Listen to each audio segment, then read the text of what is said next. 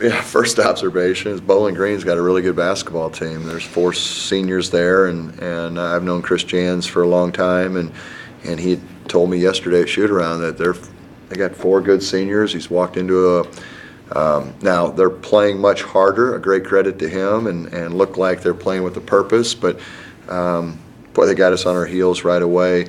You know, defensively, if people are able to bounce into a contested shot, that's what you're going to give up. Well, they were bouncing in early anyway, the first 10 minutes, in the majority of those shots, and getting them to go down got us on our heels, and you know, we couldn't recover. But you know, we're a work in progress right now. We got 7 or 8 guys that can play, and playing there at the end, 4 freshmen, and you know, Reed sitting next to me played all 40 minutes, and this is an opportunity for these guys to grow.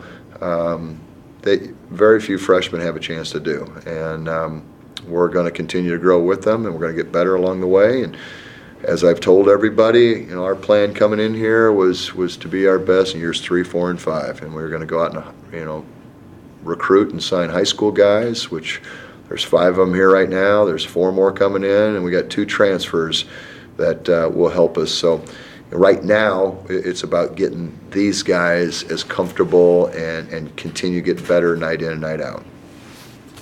Ray, how do you kind of talk through on a tough night like this, that kind of patience? You've got Abrahamson and Woodward, you know, ready a year down the road. You've got 2, 3, 4 guys that got 4 years and are already playing and have some experience. I mean, you can see a year or 2 down the road a little what you're talking about. So how do you kind of talk through that patience in the process? You know, me personally,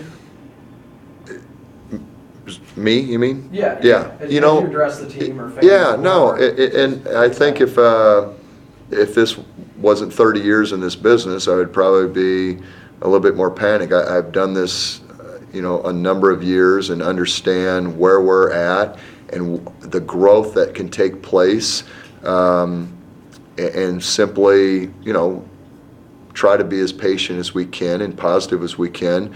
As long as we're fighting and we're aggressive and we have a purpose to what we're doing, you know, I'm fine. You know, you see so many times in sports when young guys get the opportunity, you're going to face some adversity, and it's how you deal with that. And we got help on its way, but we're going to grow and get better in the short term. If you did have Gary, and if you had Carl tonight, how would that have changed Reed's role at all? Is he potentially a starter in that lineup? Is he how many minutes a game kind of guy? It's hard to know with a couple guys out what that might look like. Yeah, Reed. You know, Reed's a 4-year starter here. He's somebody who, you know, we're going to build around. Now you got Jacob, it's a sophomore, and Jacob had a tough night tonight. I don't think people got a chance to see how much he's come in the last year.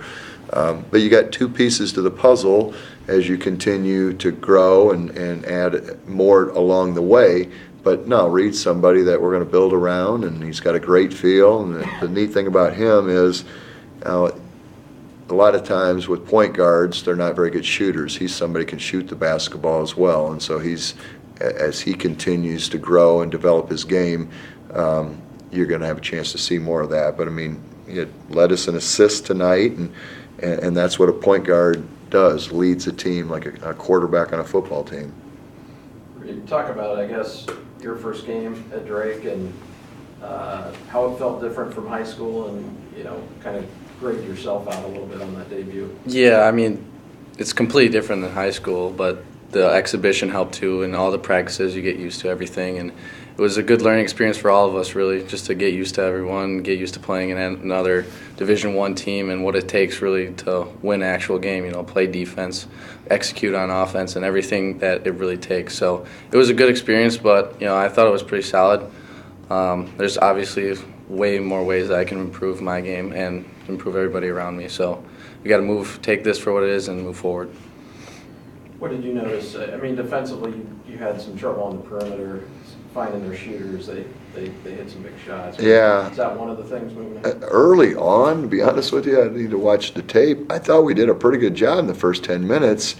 Guys have stepped up and hit tough shots. Usually as a coach, you can even tell before a guy shoots it, if it's too tough a shot or not, or if a guy's just that special of a player that he's able to do that. But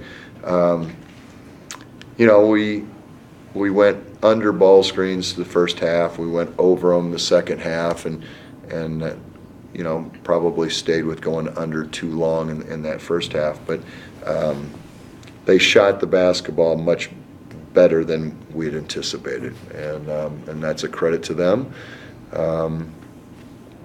We talk about three things that wins games: holding opponents to 30 points a half, getting to the free throw line ourselves 10 times a half, and committing 6 or less turnovers. And those are things that you try to equate. And we did some things a lot better the second half, but you got to be able to do it with a game on the line in the first half.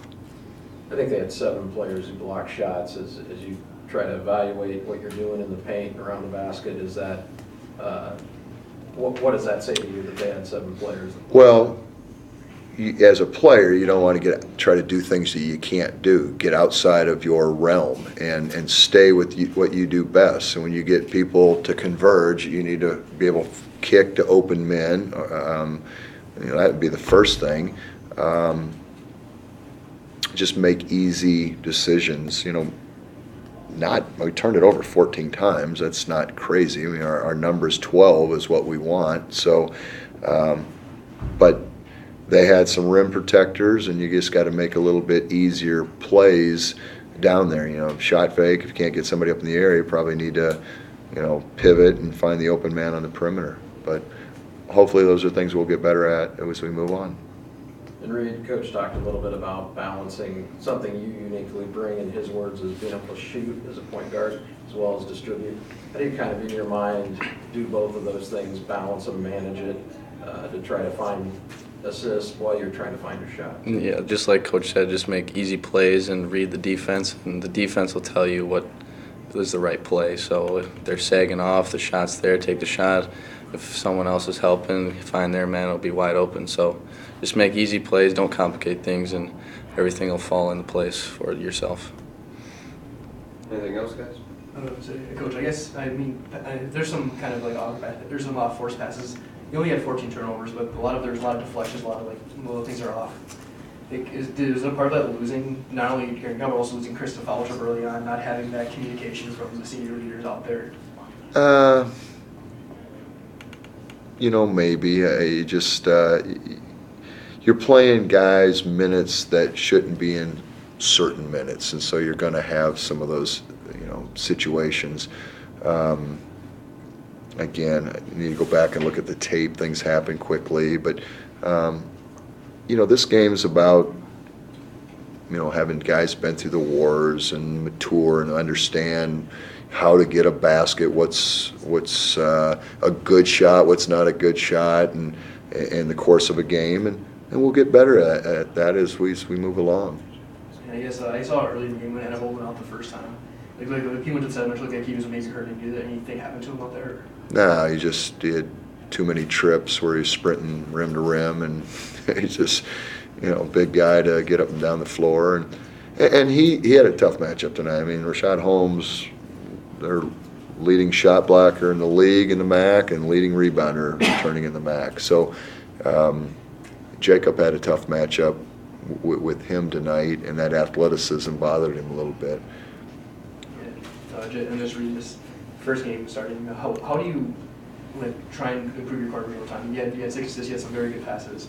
How do you try and progress yourself over time more as a true point guard? Yeah, and just getting used to everything and playing against different defenses and knowing what's coming, reading the defense. It just helps with experience. It'll come with experience, stuff like that. Working day every day in practice, seeing different defenses, reading other guys, it just takes time, and it'll come. It'll definitely come, but we'll see.